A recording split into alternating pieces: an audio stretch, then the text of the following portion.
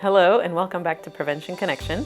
I'm Ana Olvera. I'm the Substance Use Disorder Division Administrator for Kern Behavioral Health and Recovery Services.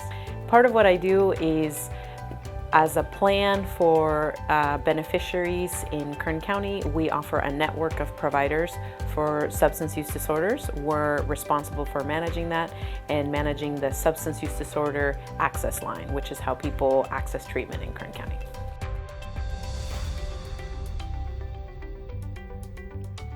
A substance use disorder is a brain disorder.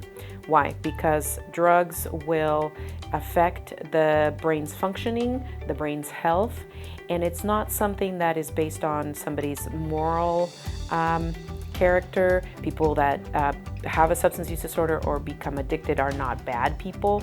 They are not, they don't bring this on themselves.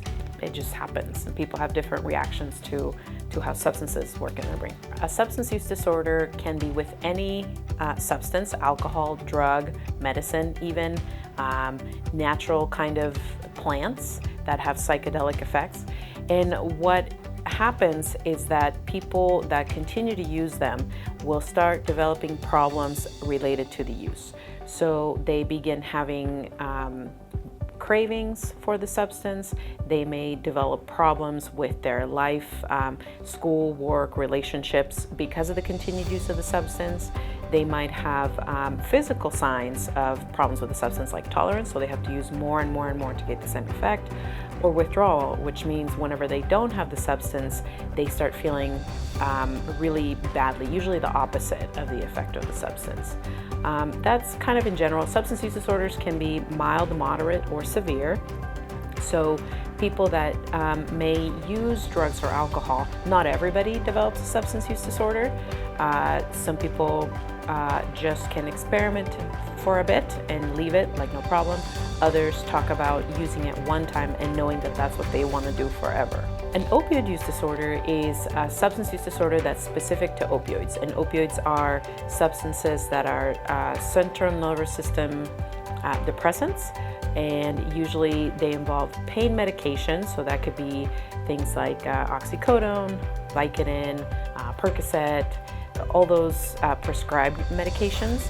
Opioids also include chemicals like heroin that might be produced illegally, fentanyl, again, that might be produced illegally, and opioid use disorder, again, can have a range of severity. Some people might start with legitimate prescription, let's say after an injury or a surgery, and very quickly they begin to experience tolerance, and they may find themselves taking it maybe as prescribed, and then soon it doesn't work as well, so they may take a little bit more.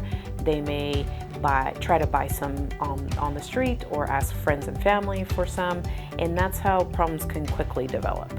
Other folks may start with other drugs and alcohol, and just by being around others who use drugs, they might get exposed to illegal drugs like heroin. They may start, there's a number of ways of using them, smoking them, snorting, injecting, and it causes a lot of problems socially, physically, with one's health.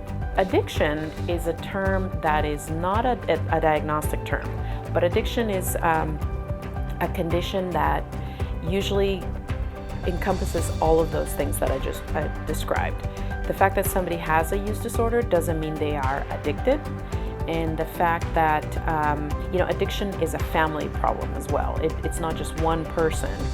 It might be one person who uses the substance, but it really is centered around a family and how those family members interact with the person, and in some ways allow the person to continue to use, maybe help the person kind of manage other things while they are using drugs and alcohol.